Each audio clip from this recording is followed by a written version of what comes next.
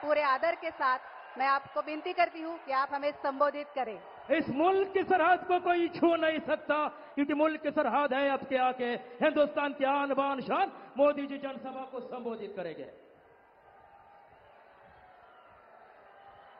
छत्रपति शिवाजी महाराज की, छत्रपति संभाजी महाराज की, छत्रपति राजर्षि शाहू महाराज की। कृष्णा नदीच्या काठावर बसलेल्या सातारकरांना माझा नमस्कार। सातारा हर देशभक्त के लिए, हर भारत भक्त के लिए किसी तीर्थ स्थल से कम नहीं है। यहां आपने छत्रपति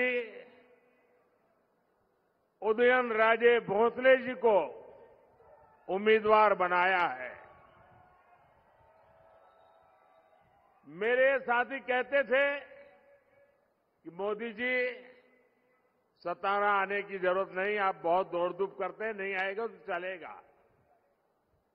मैंने सामने से कहा, सातारा में भगवा पहले भी लहराता था और लहराता ही रहेगा।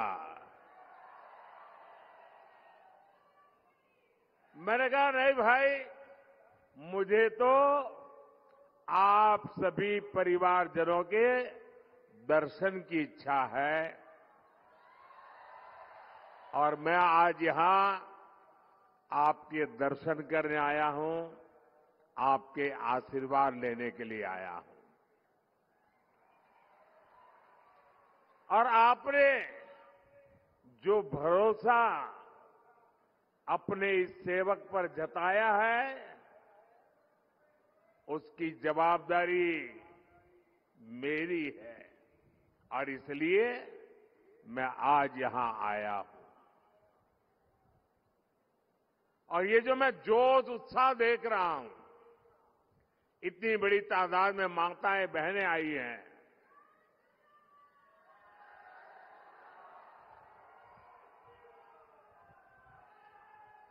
यहां से संदेश साफ साफ है और इस जोश, उत्साह, उमंग, ये साफ मतलब है फिर एक बार, फिर एक बार,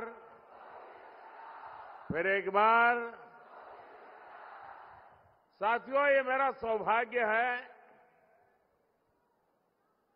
कुछ बातें याद आ जाती है जब यहां आता हूं तो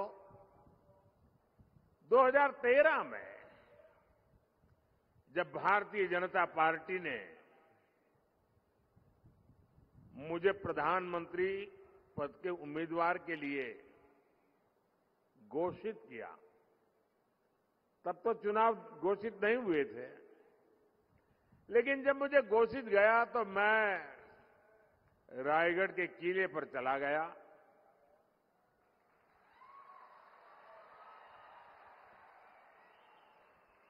और कोई भी काम शुरू करने से पहले मैं छत्रपति शिवाजी महाराज की समाधि के सामने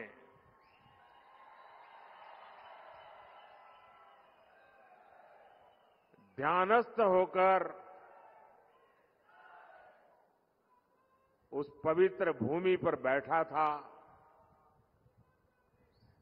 और उस समय छत्रपति शिवाजी महाराज की उस समाधि स्थल से मुझे जो प्रेरणा मिली, जो ऊर्जा मिली, उस पवित्र माटी ने मुझे जो आशीर्वाद दिए, उसी की बदौलत मैं पिछले 10 साल उन्हीं आदर्शों, विचारों को जीने का प्रयास करता हूं आपके लिए। कुछ न कुछ करने का प्रयास करता हूं साथियों, सातारा ने छत्रपति शिवाजी महाराज के सुशासन को देखा है। सातारा की ये भूमि शौर्य की भूमि है।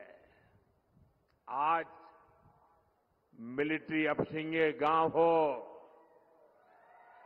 या सातारा का कोई भी सैनिक परिवार हो, आत्मनिर्भर होती भारत की सेनाओं को देखकर वो सबसे ज्यादा खुश है। आज हमारी सेना के पास एक से बढ़कर एक मेड इन इंडिया हथियार है। अब आप ही बताइए भाइयों बहनों, ऐसे काम करके मोदी ने जिनकी दुकानें बंद कर दी, वो खुश होंगे क्या? वो खुश होंगे क्या? हथियारों के जिन दलालों को कांग्रेस की सरकार बहुत अच्छी लगती थी, वो कभी भी मोदी की वाहवाही करेंगे क्या? साथियों, मोदी ने सैनिक परिवारों को एक और guarantee one rank one pension की दी थी और मोदी ने ये गारंटी भी पूरी करके दिखाई। कोई कैसे भूल सकता है कि कांग्रेस ने 40 साल तक सैनिक परिवारों को one rank one pension OROP उससे वंचित रखा। सिर्फ 500 करोड़ रुपए का यानी झुंझुना दिखाकर कांग्रेस कहती थी ओआरओपी लाएंगे, यानी आंख में धूल झोंकने में इनकी ऐसी मास्टरी है, झूठ बोलने में इनकी ऐसी मास्टरी है। आज बीजेपी सरकार ओआरओपी के 1 लाख करोड़ रुपए, अब सोचिए वो 500 का खेल खेल रहे थे, 500 करोड़ का, आज 1 लाख करोड़ रुपए से ज्यादा अपने पूर्व सैनिकों को दे चुकी है। भाइयों और बहनों, देश 1947 में आजाद हुआ। कांग्रेस ने गुलामी की मानसिकता को फलने फूलने दिया। पूरी दुनिया छत्रपति शिवाजी महाराज की नौसेना का लोहा मानती थी। आज भी विश्व में जब भी नौसेना की दुनिया में चर्चा होती है, जो छत्रपति शिवाजी महाराज का नाम लिया जाता है। लेकिन इतने सालों तक आजाद भारत की नौसेना के झंडे में अंग्रेजों का निशान था।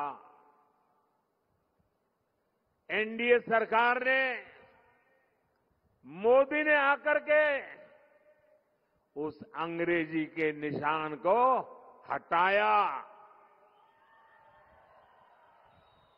हटा करके रुका नहीं, मोदी ने तय किया कि झंडे का ताकत तब बढ़ेगी कि हमारी नौसेना के झंडे में अब छत्रपति शिवाजी महाराज के प्रतीक को स्थान दिया जाएगा।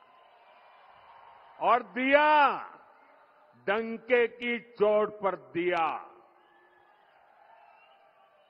हमारी सरकार ने मराठा सेनाओं द्वारा बनाए गए ऐतिहासिक किलों को भी यूनेस्को की वर्ल्ड हेरिटेज साइट में शामिल करने के लिए नामांकन किया है। महाराष्ट्र का लोहगढ़ हो, सिंधुदुर्ग हो या फिर मराठा सेनाओं द्वारा बनाया गया तमिलनाडु का जिंजी फोर्ट हो, इन सभी को वर्ल्ड हेरिटेज साइट की लिस्ट में लाने का हम प्रयास कर रहे हैं। मराठा विरासत की शान दुनिया में बढ़ेगी तो हम सबको गर्व होना चाहिए कि नहीं होना चाहिए? गर्व होना चाहिए कि नहीं होना चाहिए? दुनिया में डंका बजे तो गर्व होना कैसे नहीं होना चाहिए? लेकिन कांग्रेस को तकलीफ होती है कि मोदी ये सब काम क्यों कर रहा है। साथियों, सातारा ने बाबा साहब आंबेडकर, महात्मा फूले और सावित्रीबाई फूले के सामाजिक न्याय को गढ़ने में बड़ा योगदान दिया है। एनडीए सरकार ने 10 वर्षों में इसी प्रेरणा को सुशासन का आधार बनाया है। आप देखिए, कांग्रेस ने 70 साल में से 60 साल देश पर शासन किया, लेकिन बाबा साहब आंबेडकर का संविधान जम्मू कश्मीर पर लागू नहीं होता था। 370 की दीवार बनाई हुई थी। आपके आशीर्वाद से आपके सेवक मोदी ने आर्टिकल 370 को ध्वस्त कर दिया, कब्रिस्तान में गाड़ दिया। मोदी ने आर्टिकल 370 हटाया। आप मुझे बताइए, आपको गर्व होता है कि नहीं होता है? आपको गर्व होता है कि नहीं होता है? 370 हटा करके देश की शान बढ़ी कि नहीं बढ़ी? देश की एकता को ताकत मिली कि नहीं मिली?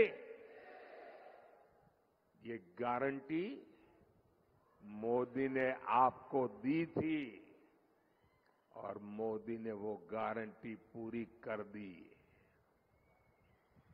अब जम्मू कश्मीर में मैं जरा जो लोग आरक्षण के नाम पर झूठ बोल बोल करके हमारे देश के लोगों को गुमराह करने में लगे हैं, मैं जरा चुभने वाला एक सवाल उनको पूछना चाहता हूं। इतने आरक्षण के गीत गा रहे हो, क्या जम्मू कश्मीर में रहने वाले आदिवासी, जम्मू कश्मीर में रहने वाले दलित, क्या वो आरक्षण के हकदार थे कि नहीं थे? जब देश के दलितों को आरक्षण मिल सकता है, देश के आदिवासियों को आरक्षण मिल सकता है, तो जम्मू कश्मीर में मेरे दलित भाई बहनों को, मेरे आदिवासी भाई बहनों को आरक्षण से वंचित क्यों रखा गया? संविधान वहां पर लागू क्यों नहीं किया? क्योंकि वोट बैंक की राजनीति आप पर हावी रही है। भाइयों बहनों, 370 हटाकर बाबा साहब आंबेडकर के संविधान को जम्मू कश्मीर में भी लागू कर दिया। वहां मेरे दलित भाई बहनों को आरक्षण का अधिकार मिला, आदिवासी भाई बहनों को आरक्षण का अधिकार मिला, ओबीसी भाई बहनों को आरक्षण का अधिकार मिला। वो हक मिल रहा है जो हिंदुस्तान के हर महिलाओं को मिल रहा है, वो आज जम्मू कश्मीर में आजादी के इतने सालों के बाद मिल रहा है। भाइयों और बहनों, हमारी सरकार में ही मेरे देशवासियों को मुफ्त राशन, मुफ्त इलाज, पक्का घर, बिजली, पानी, अनगिनत सुविधाएं आखिरी व्यक्ति तक पहुंचाने के लिए मोदी ने अपना पल पल खपाया है।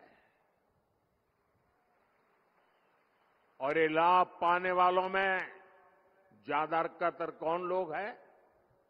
कौन लोग थे जो इन चीजों से वंचित थे? इन सारे लाभ को पाने वाले सबसे ज्यादा मेरे दलित भाई बहन हैं, मेरे आदिवासी भाई बहन हैं, मेरे ओबीसी पिछड़े परिवार हैं। अब बीजेपी एनडीए की सरकार इन्हें प्राथमिकता देकर काम कर रही है। साथियों, हमारी सरकार ने ही आरक्षण, जो पॉलिटिकल आरक्षण की व्यवस्था है, पहले जब अटल जी की सरकार थी तब उसका कार्यकाल बढ़ा दिया था, और जब मोदी को आपने अवसर दिया, मोदी ने फिर उस कार्यकाल को बढ़ा दिया। ये हमारा कमिटमेंट है। हमने ओबीसी कमीशन को संवैधानिक दर्जा दिया, लेकिन कांग्रेस के इरादे क्या है, ये हमने कर्नाटका में देखा है। क्या कर रहे हैं? छत्रपति शिवाजी महाराज की धरती से मैं आपको जगाने आया हूं भाइयों। ये क्या खेल कर रहे, जरा चौंक जाएंगे आप सुन करके। भारत का संविधान धर्म के आधार पर आरक्षण की मनाही करता है। बाबा साहब आंबेडकर धर्म के आधार पर आरक्षण की मनाही करते हैं, लेकिन उन्होंने क्या किया? कर्नाटका में ओबीसी को जो आरक्षण मिला हुआ है 27%, उन्होंने रातों रात सभी मुसलमानों को ओबीसी घोषित कर दिया। एक फतवा निकाल दिया, कागज पे थप्पा मार दिया, और रातों रात ओबीसी के हक के जो 27% आरक्षण था उसमें से डाका डाला और अधिकतम उन्हीं को दे दिया। अब कांग्रेस संविधान बदलकर यही फॉर्मूला पूरे देश में लागू करना चाहती है, लेकिन कांग्रेस और इंडिया गाड़ी वाले कान खोल करके सुन लीजिए, जब तक मोदी जिंदा है,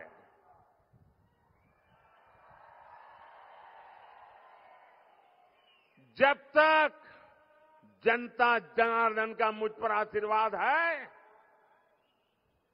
धर्म के नाम पर आरक्षण लाने की आपकी कोशिश, संविधान को बदलने की आपकी कोशिश, मेरे जिंदा रहते आप नहीं कर पाओगे। लिख के रखना।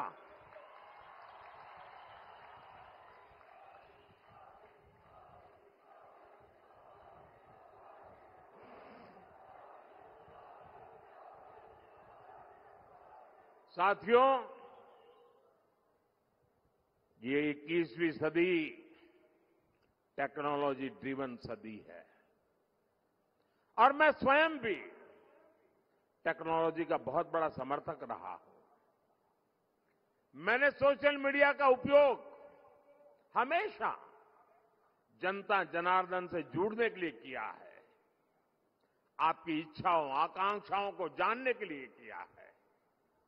आप तक सरकार का कोई कार्यक्रम पहुंच रहा है या नहीं, उसमें सुधार की गुंजाइश क्या है, ऐसी फीडबैक के लिए मैंने सोशल मीडिया का उपयोग किया है। लेकिन ताजा घटनाएं परेशान करने वाली है। लोकतंत्र प्रेमी हर व्यक्ति को शर्मसार करने वाली है। जो लोग भाजपा से, एनडीए से मुद्दों के आधार पर, सच्चाई के आधार पर, अपने कार्य के आधार पर आमने सामने राजनीतिक लड़ाई नहीं लड़ पा रहे हैं, वो अब सोशल मीडिया पर फेक वीडियो फैला रहे हैं। हमारी पार्टी के अलग अलग नेताओं की आवाज में आर्टिफिशियल इंटेलिजेंस का उपयोग करके कभी मेरी आवाज, कभी हमारे अमित भाई की आवाज, कभी हमारे नड्डा जी की आवाज, कभी हमारे मुख्यमंत्रियों की आवाज, और जो कभी हमने सोचा भी ना हो, ऐसे वाक्य हमारे मुंह में रख करके आग लगाने की कोशिश कर रहे हैं। ऐसी खबरों से, ऐसे वीडियो से समाज के अंदर तनाव पैदा करने का षड्यंत्र चल रहा है। देश में अगर शांतिपूर्ण चुनाव चलते रहे तो इनके इरादे कभी भी सफल नहीं हो सकते और इसलिए आने वाले 1 महीने के अंदर अंदर देश में कोई बड़ी हरकतें करने का इनका इरादा है और मैं एक बड़ी गंभीरता से उन पर आरोप लगा रहा हूं। सामाजिक तनाव पैदा करके अनहोनी घटनाएं घटे, इसके खेल खेले जा रहे हैं और इसलिए मैं छत्रपति शिवाजी महाराज की सातारा की पवित्र धरती से देशवासियों को कहना चाहता हूं, मीडिया के मेरे साथियों को कहना चाहता हूं कि लोकतंत्र की भलाई के लिए, देश में सुख शांति के लिए, देश की एकता के लिए कृपा करके जो भी फेक वीडियो निकलते हैं उनको हम एक्सपोज करें। ऐसे कोई भी वीडियो, कोई भी तस्वीर आपके व्हाट्सएप पर आए तो किसी सोशल मीडिया पर दिखे तो मेरा रिक्वेस्ट है पुलिस को जानकारी दे। उसको फॉरवर्ड करने से पहले सोचिए कहीं वो आपका भी नुकसान कर देगी, क्योंकि कानून बहुत कड़क है और मैं नहीं चाहता हूं कि निर्दोष नागरिक इसके शिकार हो जाए और इसलिए ये फेक वीडियो, इन सब से हमारे समाज को बचाना हमारा दायित्व है और ऐसे लोगों के विरुद्ध मैं इलेक्शन कमीशन से भी विशेष रूप से रिक्वेस्ट करता हूं कि आप उनके ओर कठोर कार्रवाई करने के लिए कदम बढ़ाएं। सरकार पूरी तरह सच्चाई के साथ रहेगी, ये मैं देशवासियों को विश्वास दिलाता हूं। साथियों, हमारे यहां कांग्रेस ने स्वास्थ्य सेवाओं का ये हाल बना रखा था कि जिसको बीमारी हो जाती थी वो बदहाली तक पहुंच जाता था। बीमारी को बदकिस्मती मानने के अलावा कोई विकल्प बचा ही नहीं था। घर में किसी को गंभीर बीमारी हो जाती थी तो इलाज में खेत खलिहान तक बिक जाते थे, महिलाओं के गहने बिक जाते थे, कई 100 किलोमीटर दूर जाना पड़ता था, तब जाकर के कोई एक अस्पताल मिलता था। ये हालत बना रखी थी 60-70 साल के कांग्रेस के शासन ने। लेकिन मोदी ने स्वास्थ्य सेवाओं से जुड़ी परेशानियों को भाग्य के नाम पर नहीं छोड़ा। मोदी ने हर देशवासी को बेहतर स्वास्थ्य सेवाएं देने का संकल्प लिया। हमने देश में 20 से ज्यादा नए एम्स बनाए। बेहतर स्वास्थ्य सेवाओं का विस्तार करने के लिए हमने बड़ी संख्या में मेडिकल कॉलेज खोले। 2014 में देश में करीब 50,000 एमबीबीएस की सीटें थी, 50,000 डॉक्टर निकलते थे। आज हर साल 1 लाख से ज्यादा एमबीबीएस डॉक्टर्स पढ़ करके निकल रहे हैं। ये डॉक्टर छोटे शहरों, ग्रामीण इलाकों में भी इलाज का बड़ा माध्यम बन रहे हैं। आयुष्मान आरोग्य मंदिरों के जरिए आज गांव में स्वास्थ्य सेवाओं का विस्तार हो रहा है। यहां सातारा में लगभग 400 से ज्यादा आयुष्मान आरोग्य मंदिर बने हैं। अस्पतालों के बेहतर नेटवर्क के अलावा गरीब और इलाज का बोझ न आए, उन पर मुसीबतें न झेलनी पड़े, ये मोदी ने इसकी गारंटी दी। यहां सातारा में 15 से ज्यादा जन औषधि केंद्रों पर 80% डिस्काउंट से दवाइयां मिल रही है। जो दवाई 100 रुपए की कीमत है वो सिर्फ 20 रुपए में मिलती है। आज करोड़ों लोगों के पास 5 लाख रुपए मुफ्त इलाज का आयुष्मान कार्ड है। और मैंने एक और गारंटी दी है, आप घर घर तक पहुंचाना। किसी भी परिवार में, किसी भी जाति वर्ग विशेष, कोई भी परिवार, आपके घर में 70 साल की ऊपर के कोई जो भी व्यक्ति होंगे, अब उनकी बीमारी का खर्चा जो आपको करना पड़ता है, अब वो खर्चा आपको नहीं करना पड़ेगा, ये आपका बेटा मोदी करेगा। यानी कोई गरीब हो, मध्यम वर्ग से हो या उच्च वर्ग से हो, अगर 70 वर्ष से ऊपर का है तो आयुष्मान योजना के दायरे में आएगा और उसको लाभ मिलेगा। भाई और बहनों, सत्ता को अपने खानदानी जागीर समझने वाले आपकी इस तकलीफ को कभी नहीं समझ सकते। ये चिंता वही कर सकता है जो आपके बीच रहा हो, जिसने आपकी तकलीफों को देखा हो, जिसने आपकी तकलीफों को जिया हो। साथियों, कांग्रेस सरकार का रवैया गरीबों को लेकर क्या होता था, इसका अंदाजा आप उनकी नीतियों से लगा सकते हैं। आज हमारी सरकार 80 करोड़ जरूरतमंदों को हर महीने मुफ्त अनाज देती है। और जब से कोरोना आया तब से चालू किया और आने वाले 5 साल की भी गारंटी दी है। एक भी नया पैसा लिए बिना मुफ्त अनाज देते हैं। लेकिन जब कांग्रेस की सरकार थी तब लाखों टन अनाज सरकार के गोदामों में सड़ता था, पानी में बिकता था और कांग्रेस सरकार उसे गरीबों को देने को तैयार नहीं थी, मना कर दिया था। इतना ही नहीं, सुप्रीम कोर्ट ने कहा था, सुप्रीम कोर्ट ने हस्तक्षेप किया था और सुप्रीम कोर्ट ने कहा था कि कांग्रेस सरकार अनाज गरीबों में बांटे। लेकिन तब कांग्रेस सरकार के प्रधानमंत्री डॉक्टर मनमोहन सिंह जी ने क्या कहा, आपको सुनकर के चौंक जाएंगे।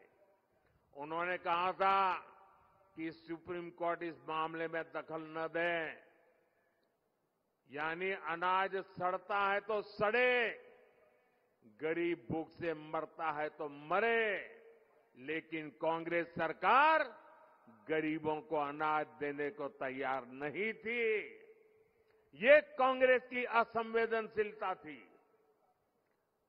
और इसलिए ही आज जब मैं 80 करोड़ जरूरतमंदों को मुफ्त राशन दे रहा हूं तो कांग्रेस को सबसे ज्यादा दिक्कत होती है। भाइयों और बहनों, तुष्टीकरण के आगे घुटने टेक चुकी कांग्रेस ने एक और बड़ी घोषणा, खतरनाक घोषणा की है।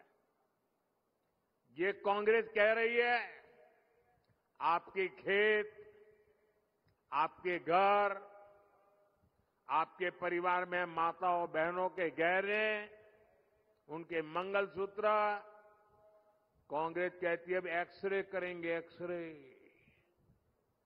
आपके लॉकर में क्या पड़ा है, एक्सरे करके देखेंगे।